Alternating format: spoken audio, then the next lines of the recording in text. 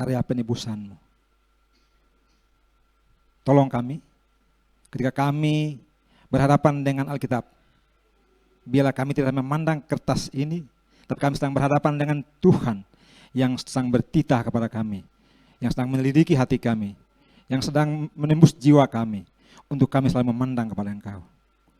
Berfirmanlah Tuhan, hamba-Mu yang Kau utus, yang hina dina ini, sembunyikan diri di belakang salib-Mu, sehingga setiap kalimat dan tutur kata yang keluar adalah kebenaran firman Tuhan yang membangun iman kami. Segala kuasa di luar Tuhan yang mengganggu pemberitaan firman-Mu, kami tolak di dalam nama Yesus Kristus.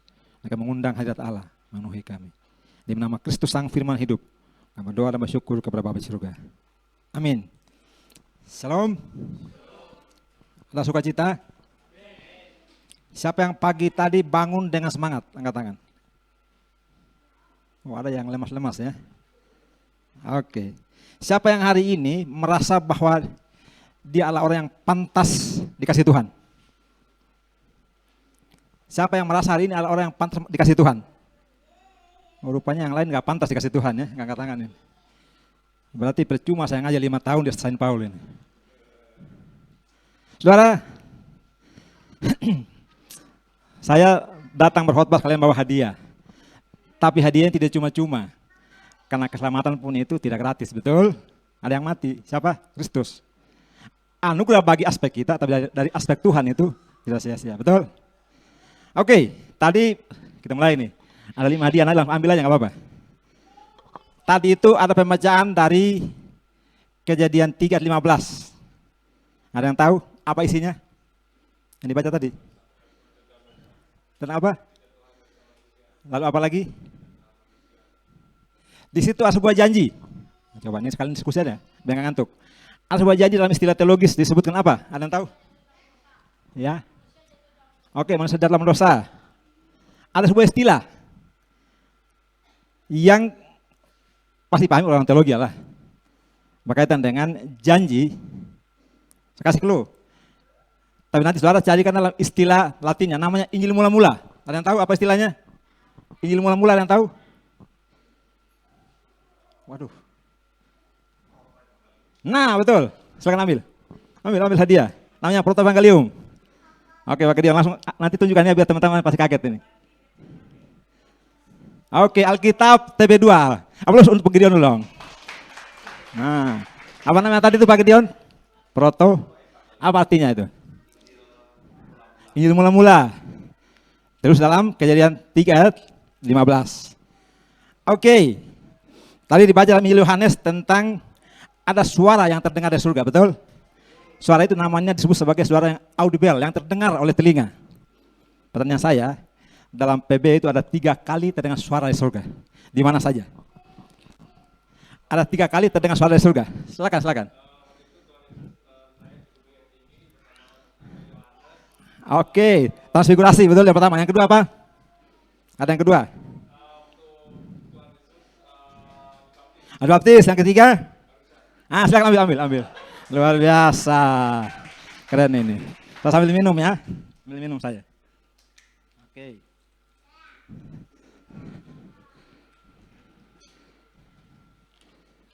Oke. Nah, saudara. Masih ada 3 lagi Pak Gideon. 3 lagi hadiahnya. Jadi Anda bersyukur hari ini dapat hadiah. Sorry.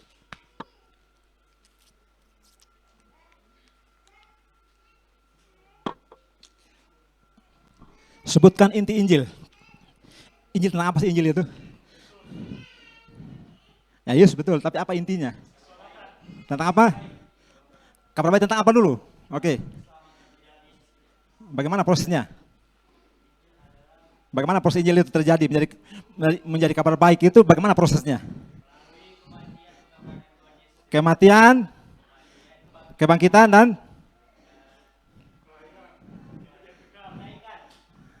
siapa yang sempurna?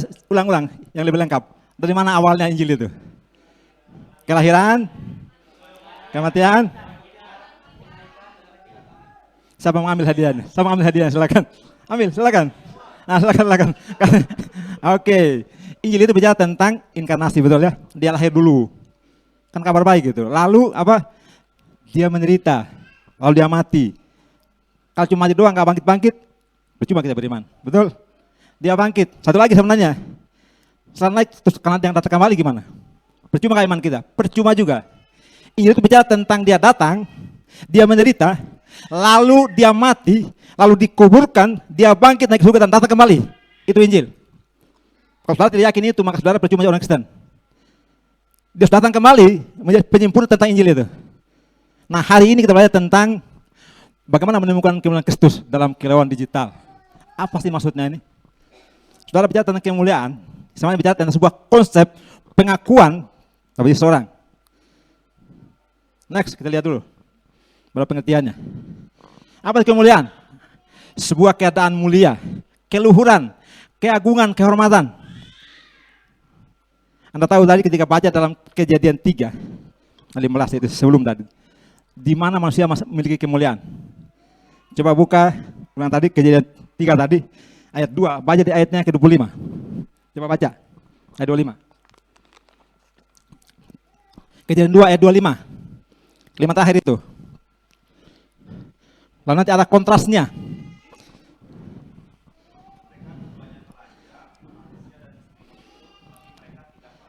Mereka telanjang tapi tidak malu. Itu adalah mulia. Kemuliaan. Manusia tidak memiliki kesadaran tentang bahwa dia negatif. Kemuliaan bicara tentang sesuatu yang dia anggap sempurna. Ayat mengatakan, mereka telanjang, tetapi mereka tidak merasa malu. So, lihat tadi ayatnya ketiga. Ketika suara langkah Tuhan terdengar, apa katanya? Kami menjadi takut. Saat itu ketika ketakutan muncul, kemuliaan telah rusak. Kemuliaan yang Tuhan berikan kepada manusia pertama diciptakan, di mana tidak rasa malu, semua itu penuh dengan kemuliaan, bisa bertemu muka dengan Tuhan. Lalu ketika mereka memakan buah pohon itu, saat itu kemuliaan rusak oleh karena pohon itu, maka berubah menjadi ketakutan. Saudara, kenapa Anda perlu ganteng-ganteng? Kenapa Anda bersih rambut pagi-pagi? Takut dihina. Betul tidak? Kenapa perlu saudara tampil supaya kelihatan dianggap orang? Karena saudara takut direndahkan. Inilah kondisi manusia setelah jatuh dalam dosa. Ketika kemuliaan telah rusak itu, maka manusia berusaha dengan berbagai macam cara untuk dianggap oleh sesamanya. Dan bahkan manusia berusaha untuk dianggap oleh Tuhan.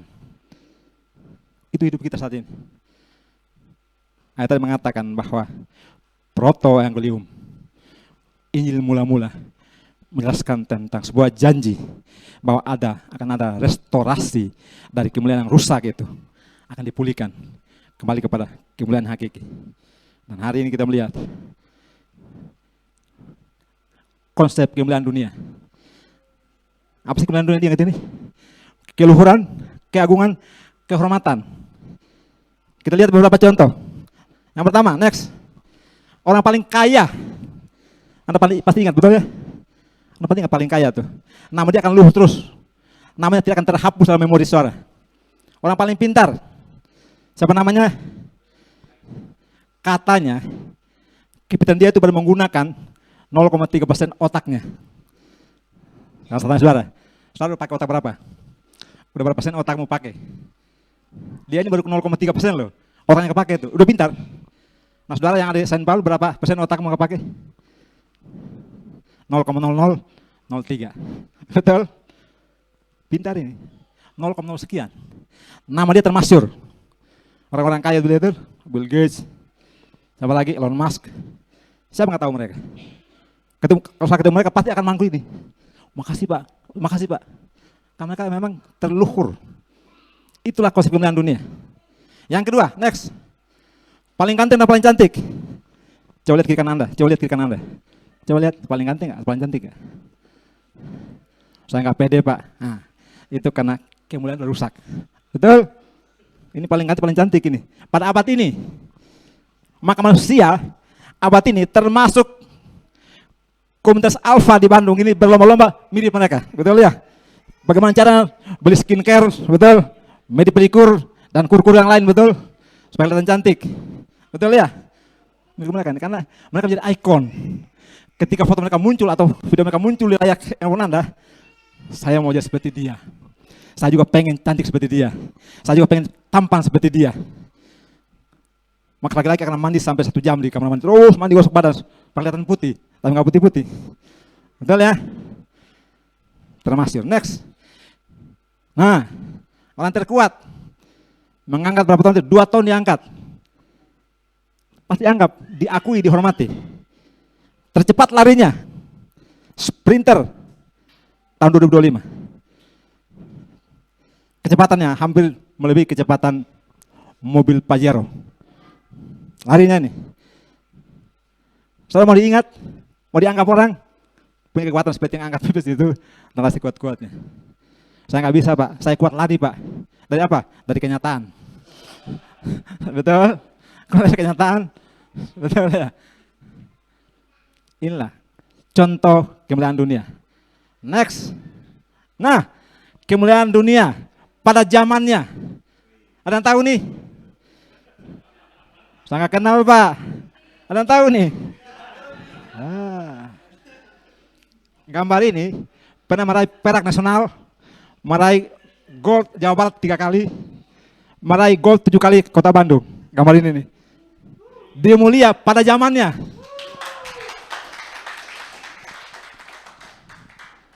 Saudara, kemuliaan dunia tidak abadi. Saya dulu tidak perlu bayar gym, saya keliling Kota Bandung ini, datang aja, permisi. Oh, silakan Bang.